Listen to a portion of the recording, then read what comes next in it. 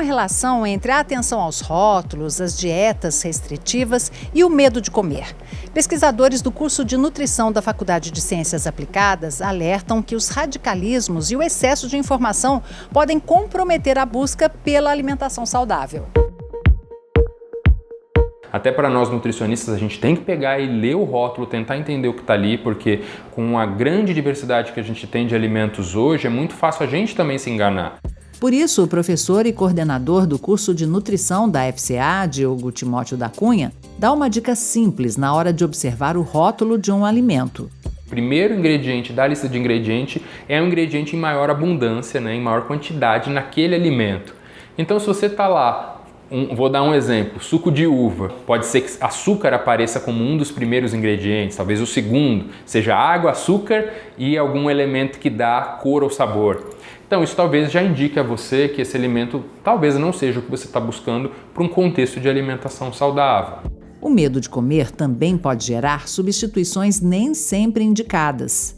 A problemática é, alguns desses alimentos, como os alimentos diets, que não têm açúcar, eles nutricionalmente podem ser piores e não serem um bom alimento para se associar numa dieta de perda de peso. Tem pessoas que realmente não gostam de pão integral e se forçam a comer esse pão em troca de algumas fibras que a gente pode conseguir por meio de frutas, verduras ao longo da alimentação, entende?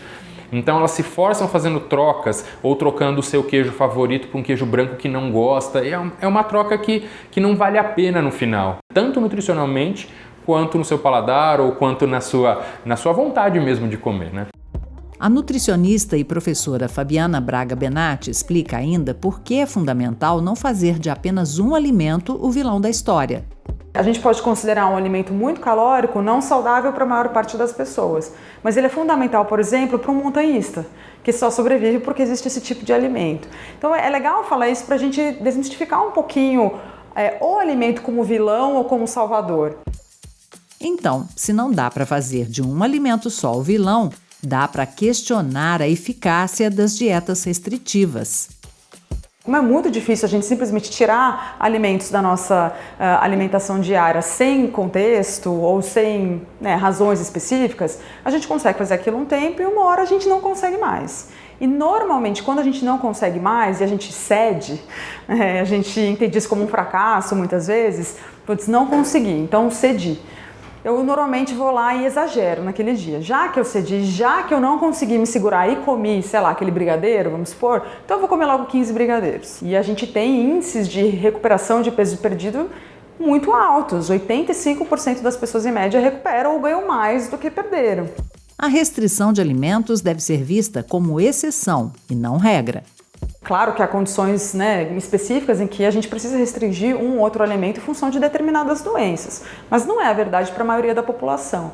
Então, que a gente, de alguns anos para cá, essa visão ela tem mudado dentro dos cursos de nutrição e outras áreas da saúde, a gente entender a nutrição como algo muito mais complexo do que simplesmente eu falar para uma pessoa o que ela deve ou o que ela não deve comer. Outra dica para quem acaba desenvolvendo o medo de comer é observar a relação das crianças com a comida. É legal a gente observar que até uma certa idade as crianças elas se regulam muito bem. Elas comem, quando elas não estão mais com fome, elas param de comer. Pode estar metade do prato ali, elas param de comer. A gente vai perdendo isso ao longo da nossa vida e quanto mais dietas a gente faz, menos conexão a gente tem com as nossas sensações.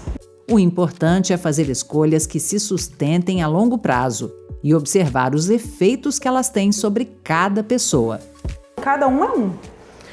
E uma mesma alimentação e uma mesma prática de exercício físico vai ter efeitos diferentes em pessoas diferentes. A gente tem muitos estudos hoje falando sobre a predisposição genética. Então, temos estudos muito legais que você dá mais caloria para as pessoas, mais 2.000 calorias para um monte de gente. Tem gente que ganha peso e tem gente que não ganha nada. A pessoa ela dissipa 2.000 calorias, Ela dá conta daquilo sem ganhar nenhum grama na balança, sem ganhar gordura, sem ganhar nada. Passa por muitas questões e às vezes parece que é só uma escolha nossa que a gente come e vai muito além disso.